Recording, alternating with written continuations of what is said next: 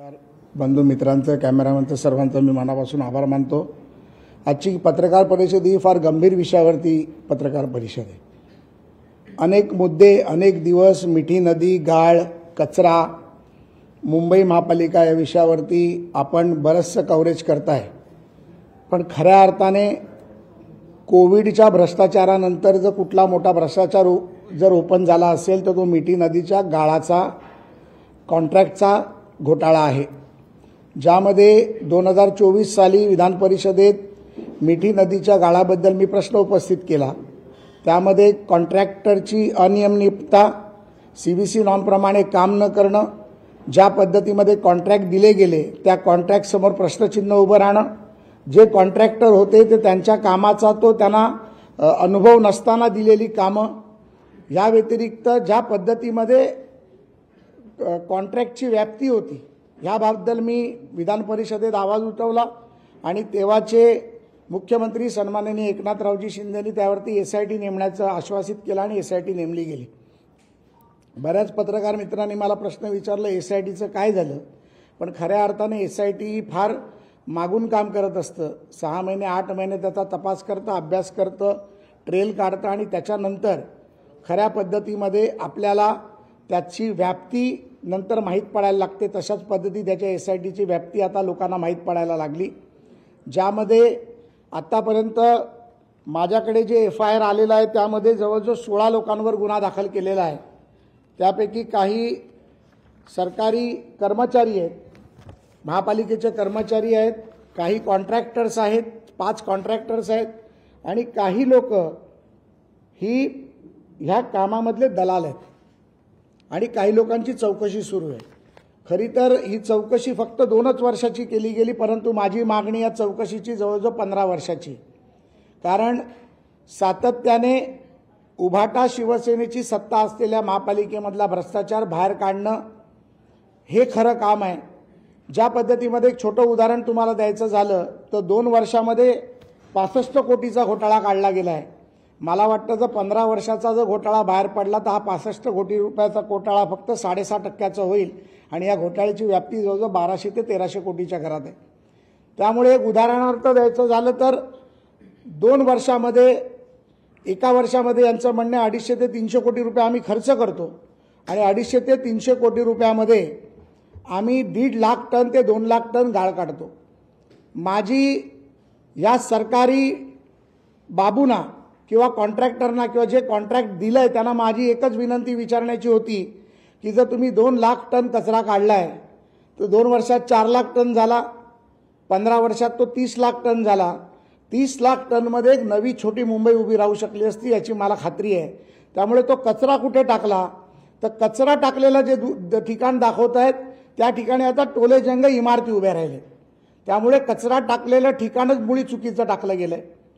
त्याच्यामध्ये कचरा टाकताना तिथे ज्या ठिकाणी सरकारी जमिनीवर तुम्ही कचरा टाकताय त्याची तुम्हाला रॉयल्टी भरावी लागते, त्या रॉयल्टी भरलेले कुठल्याही रिसीट यांच्याकडे नाही आहेत।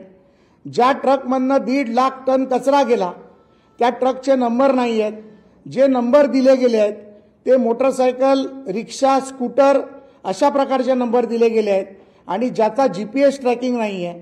त्यानंतर ज्या वजन काट्यावरती वजन करायला पाहिजे होतं, कालच एका मराठी वृत्तपत्राने परवाच्या दिवशी एक बातमी लावली ज्यामध्ये याची मोडस ऑफ ऑपरेंडी व्हिडिओच्या माध्यमातून दाखवली गेली, परंतु हे सातत्याने मागचे 4 वर्ष मी ओरडतोय की यामध्ये वजन काट्यावरती जो माल टाकला जातो ह्या मुंबईमधल्या बिल्डरांचं डेब्रिज हे तिकडे टाकलं जातं आणि एकाच ठिकाणून दोन ठिकाणचे पैसे उचलले जातात आणि ज्याला हा गाळ टाकला जातो त्याच्याकडनं पैसे घेतले जातात। एवढं मोठं हे रॅकेट आहे। त्यानंतर बायो मायनिंगच्या नावाखाली पैसे काढले गेले। बायो मायनिंग म्हणजे काय, ते एक बायो केमिकल पदार्थ येतो जो मिठी नदीत टाकला, त्याच्या आमिबानी तिकडचा गाळ खाल्ला, त्याचा कचरा खाल्ला आणि क्लीन झालं।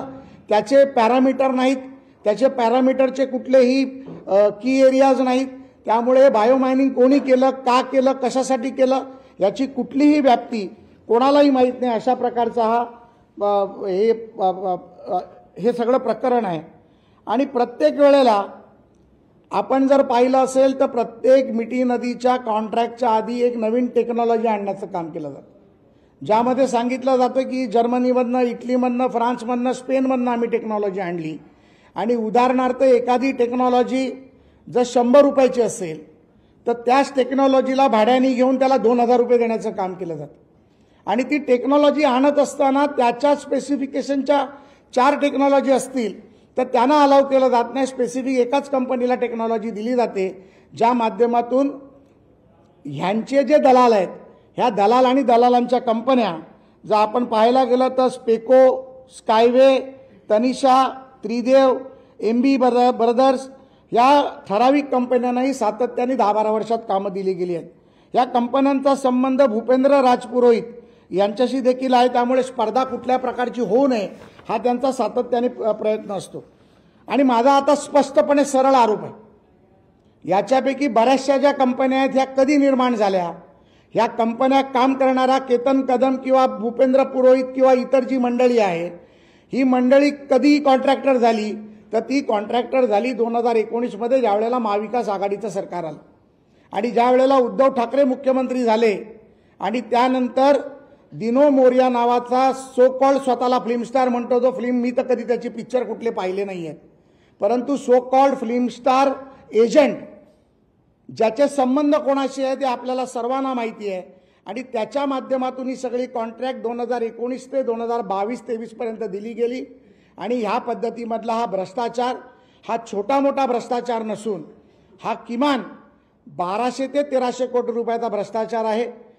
3 दिवसापूर्वी मी माननीय पोलीस आयुक्त मुंबई श्री देवेंद्र भारतीजी यांना भेटलो, त्यानंतर पोलीस उपायुक्त संग्राम निशारदान याची भेट घेतली आणि 500 पानाचे कागदपत्र मी त्यांना दिले.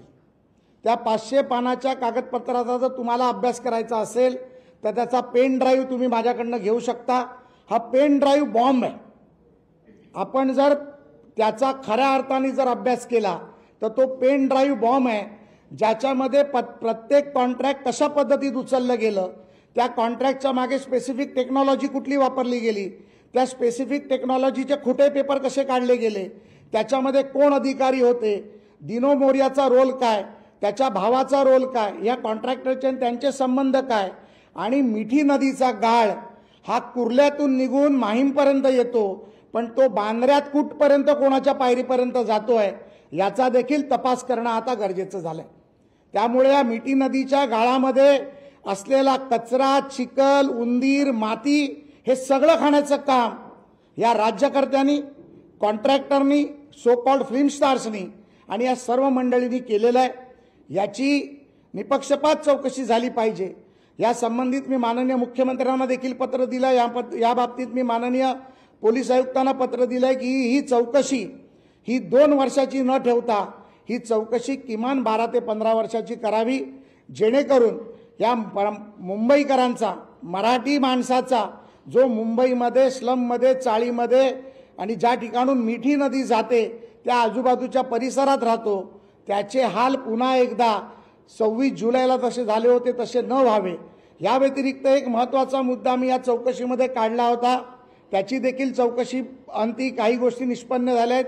ज्या वेळेला 26 जुलैचा फार मोठा फ्लड आला होता, मला वाटतं तुमच्यापैकी काही लोक आमच्याबरोबर देखील पाण्यामध्ये मुंबईकरांच्या मदतीला आपण सर्व होतो. सिद्धिविनायक मंदिराचा त्या काळात मी ट्रस्टी होतो, त्यामुळे त्यावेळेला आपण प्रचंड लोकांना, मुंबईकरांना मदत करण्याचा देखील प्रयत्न केला. परंतु ते झाल्यानंतर तेव्हाचे तत्कालीन पंतप्रधान कैलासवासी मनमोहन सिंग साहेबांनी मुंबई महापालिकेच्या मिठी नदीच्या संरक्षण भिंतीसाठी 1400 कोटी रुपयाचा पंतप्रधान विशेष निधी दिला होता.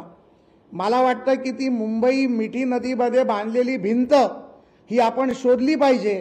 ती भिंत कुठे गेली हे देखील आपण पाहिलं पाहिजे आणि त्या भिंतीचं काय झालं हे देखील पोलिसांनी चौकशी केली पाहिजे. कारण आताच्या चौकशीअंती हे माहिती पडलंय की ती भिंतच मुळी आता तिथे नाही आहे. या व्यतिरिक्त अनेक लाख उंदीर मारले असा देखील दावा त्यामध्ये केला गेला.